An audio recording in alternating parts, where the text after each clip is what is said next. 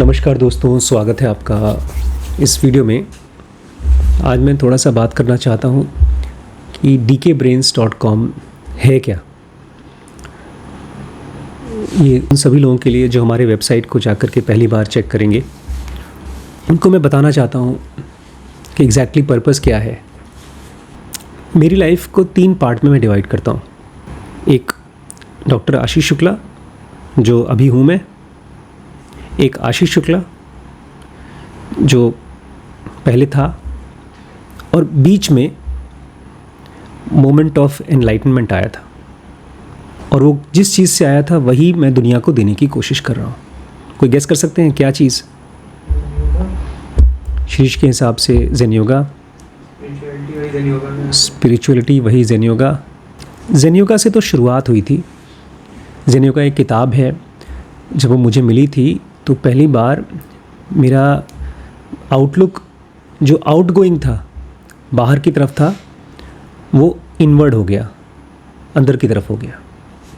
180 degree transformation हो गया। Zen yoga से भी पहले मैंने किताबें पढ़ी थी, उससे भी बहुत फ़र्क पड़ा था। ऐसा लगा था इससे बहुत बड़ा ब्रेक लग गया। कोई गेस कर सकते हैं कौन सी बुक पढ़ी थी ज़ेन योगा से पहले? राम की किताब थी। कौन सी? रामचरितमानस नहीं, अरे एक प्रोफेशनल नहीं, अरे राम की किताब थी। राम की थी, एकदम सही। पहली बार इसमें भगवान राम रोए थे। तो पता है ना, उसका नाम योग से था, आगे योग वशिष्ठ। उसके लिए तो मैं इतना पागल हो गया था कि पापा ने मुझे, मतलब मम्मी ने मुझे छीन लिया वो किताब। मैं उसको MBBS की बुक के अंदर छुपा के पढ़ रहा था, और उसको ले जाकर मम्मी ने हवन कुंड में डाल दिया, जला दिया लिटरली। मुझे बहुत गुस्सा आया था उस समय, लेकिन मैं फिर भी एक फैंटेसी की दुनिया में था। मुझे लगने लगा था कि मैं बहुत स्पिरिचुअल हो गया हूँ उस किताब को पढ़ने के बाद। उस किताब को पढ़ने के बाद मुझे ये पहली बार लगने लगा कि ये दुनिया सब झूठ है, इल्यूजन है, भ्रम है। मुझे याद है वो दिन इस किताब को पढ़ के एकदम माया से मुक्त हो गया था मैं। मम्मी के साथ गया था, मारुति में चलाता था। मैं था कौन सी क्लास में? MBBS जॉइन नहीं, सेकेंड ईयर MBBS में था। मम्मी ले गई मुझे दादर मार्केट किसी काम के लिए। घर में मारुति थी 800, उसको लेकर गए और पार्क कर दिया। जहाँ खाली जगह पाई मार्केट चले गए, सामान खरीद के आए, तो वापस देखा तो गाड़ी गायब। और मुझे कोई दिक्कत नहीं, क्योंकि दुनिया क्या है? माया है। मम्मी बोलती गाड़ी कहाँ है? मैं परेशान क्यों हो रही हो? जहाँ भी होगी, यहाँ तो नहीं है। एकदम अलग स्टेट ऑफ माइंड था, लेकिन बहुत खतरनाक था। ऐसा नहीं होना चाहिए। और इसी वजह से मैं घर के लोगों से कैजुअल हो गया, मम्मी से, पापा से। और सबसे बड़ा जो नुकसान हुआ वो पढ़ाई के साथ था। मैं MBBS कर रहा था। MBBS अपने आप में is one of the most difficult studies of professionalism. Profession जो होते हैं उसमें से MBBS की पढ़ाई बहुत मुश्किल है। वैसे देखा जाए तो हर एक पढ़ाई मुश्किल है, क्योंकि हर पढ़ाई में एक डेप्थ होती है और एक सरफेस होता है। सरफेस पे आप एग्ज़ाम की तैयारी करके पास कर दो, लेकिन MBBS में ऐसा नहीं हो सकता। बट क्या करूँ, उस समय तो दिमाग में यही हो गया था कि मुझे एनलाइटेंड होना है, और भगवान राम एनलाइटन हो गए तो मैं भी हो जाऊँगा। फिर तो कुछ नहीं, बस 2-3 साल तक गुरुओं के पास जाना, आश्रमों में घूमना, छुप के, पैसे चुरा के, यही चलता रहा। ये चला है MBBS 3rd ईयर तक, लास्ट ईयर तक। उसके बाद होता है 1 साल का इंटर्नशिप। फिर मैं पहुंचा इलाहाबाद। इंटर्नशिप मेरे पापा मैंने बॉम्बे से MBBS किया है, तेलंगाना मेडिकल कॉलेज से। 1996-7 का बैच है मेरा। इलाहाबाद आ गए। वही मेरा नेचर, बम्बई में ढेर सारे गुरुज थे, और मैं कॉलेज के नाम पे आश्रम चला जाया करता था। और एक तो बड़ा अच्छा आश्रम था। हर संडे को वहाँ पर नाच होता था और खाना मिलता था। गेस कर सकते हैं कौन सा? इस्कॉन। और एक छोटी मैंने बताना भूल गया, कॉलेज में गर्लफ्रेंड भी नहीं है ना, एक जने की गर्लफ्रेंड थी, बड़े छोटी सी गर्लफ्रेंड थी यार। कोई ऐसे कोई बहुत सीरियस अफेयर नहीं था शायद। खैर तो वो जो बीच का फेज़ है वो बहुत इंटेंस फेज़ रहा है मेरी लाइफ का, बहुत पॉजिटिव और बहुत नेगेटिव फेज़ रहा है। उसके बाद भी ऑलमोस्ट 4 साल तक मेरा टाइम लगा, 3-4 साल तक तो कॉलेज के टाइम ज़ेनोगा योग वशिष्ठ को पढ़ने के बाद दिमाग ख़राब रहा। उसके बाद 3-4 साल और मेरा दिमाग ख़राब रहा, क्योंकि मुझे लगा जो कुछ भी मैंने सीखा है स्पिरिचुअलिटी से, तो उसके बीच मैंने ओशो को बहुत पढ़ा, खूब सुना भी। 60 रुपीज़ की एक कैसेट आती थी और मम्मी देती थी 500 रुपये का, सब्जी लेकर आओ। तो पता नहीं क्यों सब्जी महंगी मिलती थी, 50-60 रुपये की हर बार सब्जी महंगी मिलती थी। और साथ में एक घर में एक कैसेट आ जाया करता था। पापा मम्मी पूछते थे कहाँ से लाए, तो किसी पता नहीं कौन लाया, ऐसे cut cut cut cut cut cut इकट्ठी होती गई हमारे घर में कैसेट्स, ओशो की खूब कैसेट्स आई। कृष्णमूर्ति को कभी देखा भी नहीं था। कृष्णमूर्ति के बारे में ओशो ने बताया था अपने कैसेट्स में, लेकिन ज़रूरत ही नहीं थी, इतने मज़ेदार टीचर थे, उनको सुन के लगता था सब कुछ हो गया। फिर जब प्रैक्टिकल लाइफ चालू हुई, नौकरी करके पैसा कमाने की जब बात आई, तब सबसे बड़ा इल्यूजन मुझे था कि मैं इतना जानकार हूँ, इतना मैं स्पिरिचुअली इवॉल्व हूँ कि खूब ढेर सारा पैसा कमाऊँगा। 1-2 साल नौकरी किया as a resident doctor Ghaziabad में।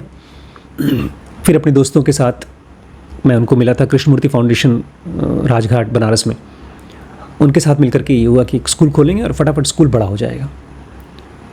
फिर हम सब ने मिलकर के दिल्ली में मैं समय जॉब करता था, वहाँ पर एक स्कूल खोल दिया, रसूलपुर NTPC दादरी के बाहर एक गांव है, उसमें खोल दिया स्कूल।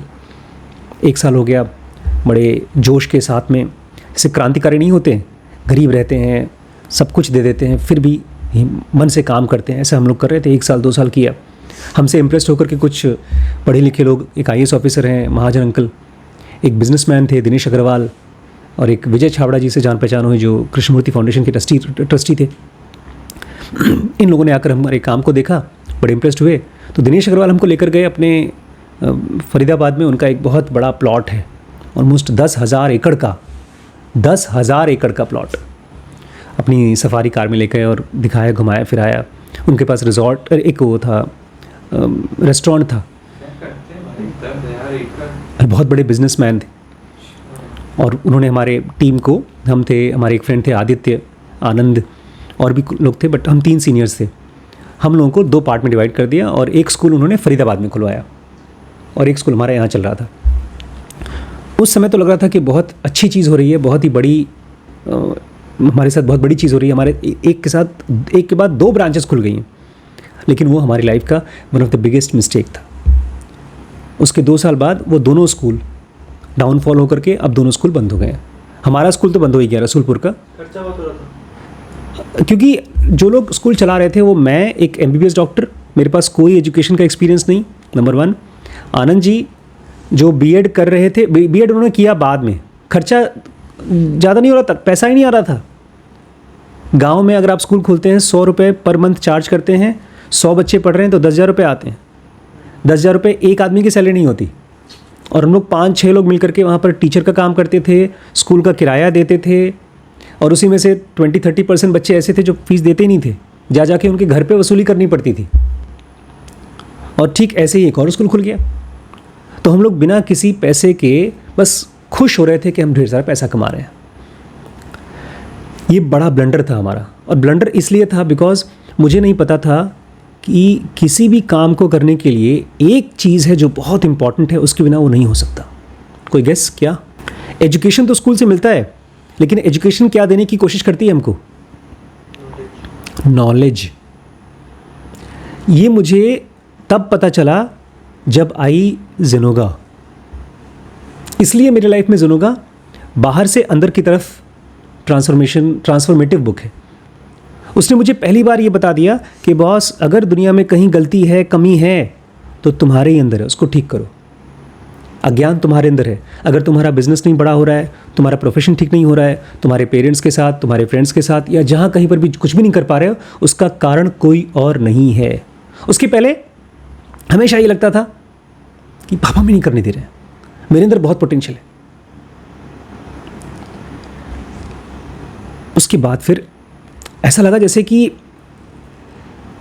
एक अहंकारी गुब्बारा जो हवा में उड़ रहा था, सारा उसका अहंकार निकल गया और एक छोटे से पत्थर की तरह, पत्थर भी नहीं, पानी की तरह ज़मीन में बह गया। से हमारे वो कहते हैं ना Bruce Lee, be water my friend.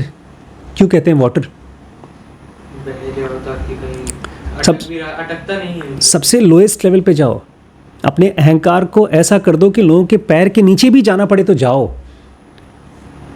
उसके बाद से मैंने वो दोनों स्कूल छोड़ दिया, एक छोटी सी नौकरी ली एज ए रेजिडेंट डॉक्टर, ये बताने के लिए कि मुझे काम नहीं आता। मैंने MBBS कर लिया है लेकिन मुझे 1 रुपए का काम नहीं आता। वहीं पर मेरी मुलाकात हुई डॉक्टर रिम्पी से, और वहाँ थैंक्स टू ज़ेनोगा, जो अब हम लोग पढ़ रहे हैं थिंक अगेन में, एक ख़ास क्वालिटी होती है अगर आपको कोई चीज़ सीखनी होती है। कौन सी? Humble curiosity. हम्बल क्यूरियोसिटी मतलब आपको अपने आप को बताना होता है ये जो सच है। एक इल्यूजन होता है कि हमको पता है, लेकिन हम्बल क्यूरियोसिटी बोलती है मुझे नहीं पता। तो जब मैं इनसे मिला तो मैं देखता था ये घंटों घंटों पढ़ती थी और मेरा बहुत इंटरेस्ट नहीं था।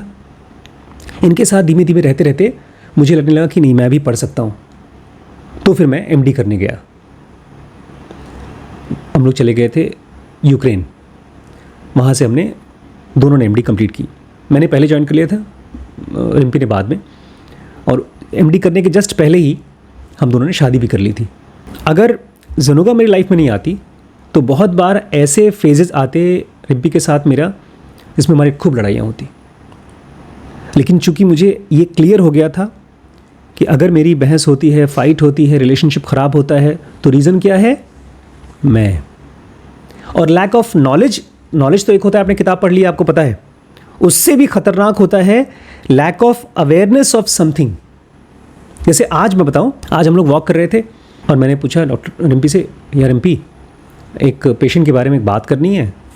कोई पेशेंट ने कुछ पैसे दिए थे, कम दिए थे, ज़्यादा दिए थे, ऐसे कुछ था। तो उन्होंने खूब परेशान होकर कहा मुझे नहीं बात करनी इसके बारे में।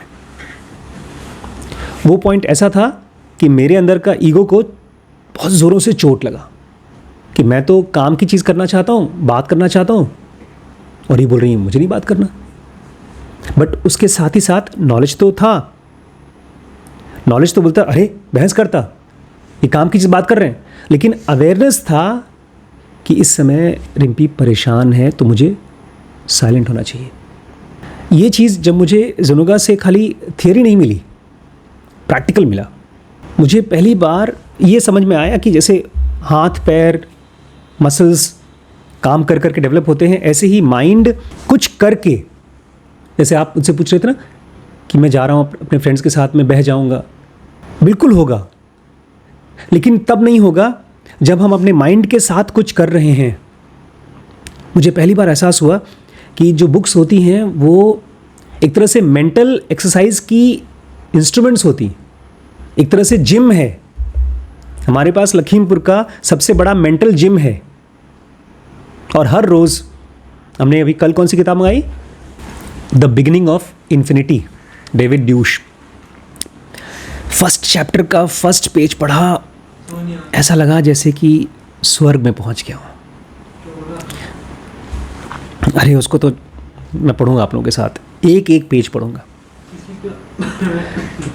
दुनिया ब्रह्मांड के बारे में, इन्फिनिटी के बारे में, साइंस के बारे में, पता नहीं, ऐसा लगता है जैसे कि कौन सा वो कैरेक्टर है, शेल्डन को जानते हैं? एक सीज़न आता है बिग बैंग थियरी, उसमें गीक है, सुपर जीनियस एस्ट्रोफिजिसिस्ट, PhD, जो कि बाद में नोबेल प्राइज़ जीतता है। फिजिसिस्ट ना, थियोरेटिकल फिजिसिस्ट, उसकी कहानी है। उसको देख करके लगता है यार ये लोग जीनियस लोग कैसे सोचते होंगे, कैसे बात करते होंगे। अब मैं कह सकता हूँ from this book the beginning of infinity से कि मैं भी इनकी बातें समझ सकता हूँ। बड़ी खुशी मिलती है। ये स्टीफन हॉकिंग के जैसे हैं भैया, लेकिन जो बातें लिखी हैं उसमें, खैर वो तो हम लोग करेंगे बात। तो dkbrains.com क्या है, हम उसकी बात कर रहे थे।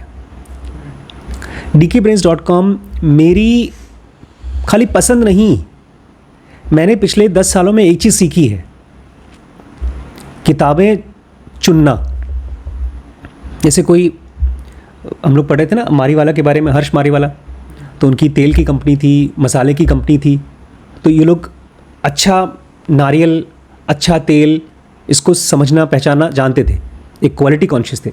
ऐसे ही मुझे लगता है कि किताबें एक मेंटल ऑयल की तरह हैं, और सबसे अच्छी क्वालिटी की जो बुक्स हो सकती हैं, जो कॉमन मैन को पता होना चाहिए, उसका नॉलेज, उसका एसेंस पता होना चाहिए, वो मैंने dkbrains.com में रखा है।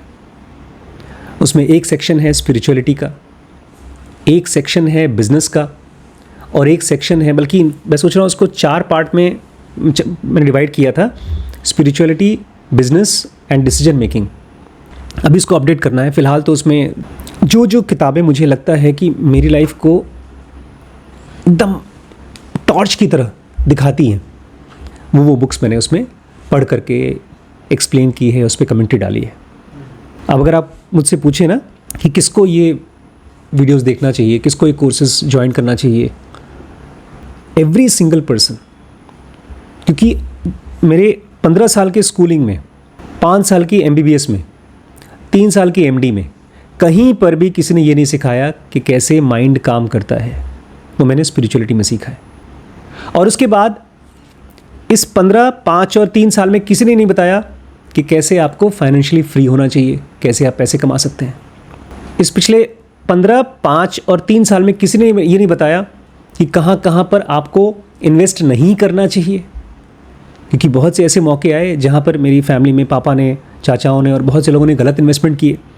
मैंने अपने आप को सिखाया, जब मैंने पहली बार कहीं गलत कोई ज़मीन खरीद ली या कोई ख़राब इन्वेस्टमेंट कर दिया, तो मैंने अपने आप को बोला कि डॉक्टर आशीष शुक्ला, तुम वही वाले हो जिन्होंने अनजाने में स्कूल खोल दिया, 2 स्कूल खोल दिया और कुछ जानते नहीं हो, और तुम्हारा 2, 3 साल, 4 साल बर्बाद हो गया। तो अब किसी भी चीज़ को मुझे करना होता है, मुझे अगर होटल खोलना है तो मैं होटल की बुक्स पढ़ूंगा, खाली वीडियोस नहीं, बुक्स पढ़ना होगा। आप लोग भी देखिएगा, एक एक वीडियो जो हम लोग बना रहे हैं वहाँ पर उसको खाली पढ़ नहीं रहे हैं, उसको खोद करके उसके अंदर जा रहे हैं, ताकि स्कूल की तरह ना हो जाए, पढ़ लिया, एग्ज़ाम दे दिया, बात ख़त्म हो गई। और वो ऐसा भी ना हो कि याद करना पड़े, खट से याद आ जाए। इसलिए मैं खुद कर रहा हूँ, आपसे नहीं, मैं खुद भी कर रहा हूँ। एक एक सीरीज़ को मैं 2-2, 3-3 बार पढ़ने से पहले, बनाने से पहले पढ़ रहा हूँ। अभी हम लोग बना रहे हैं थिंक अगेन की सीरीज़, उसको मैंने 2 बार पढ़ा है। एक बार आप लोगों को पढ़ाने से पहले, वीडियो बनाने से पहले, और एक बार वीडियो बनाते समय, और अब फिर से मैं देखूंगा उसे। आराम से टाइम लेकर के इन सीरीज़ को एंजॉय करिए। और अगर आपको लगता है कि कोई बहुत इम्पॉर्टेंट टॉपिक है जिसके बारे में दुनिया को पता होना चाहिए, तो मुझे कमेंट करके बताइए। मैं उस पर जो बेस्ट पॉसिबल बुक्स हो सकती हैं उसको सर्च करूँगा और मैं उस पर वीडियोज़ बनाऊँगा। हो सकता है फ्यूचर में हम इसको एज ए प्लेटफॉर्म भी बनाएं, जहाँ मेरे अलावा भी और भी लोग वीडियोज़ बना करके डालना चाहें तो डाल सकते हैं। तो फ़िलहाल ये है dkbrains.com। आप मोस्ट वेलकम हैं इसके स्टूडेंट बनने के लिए, ज्वाइन करने के लिए। ठीक है।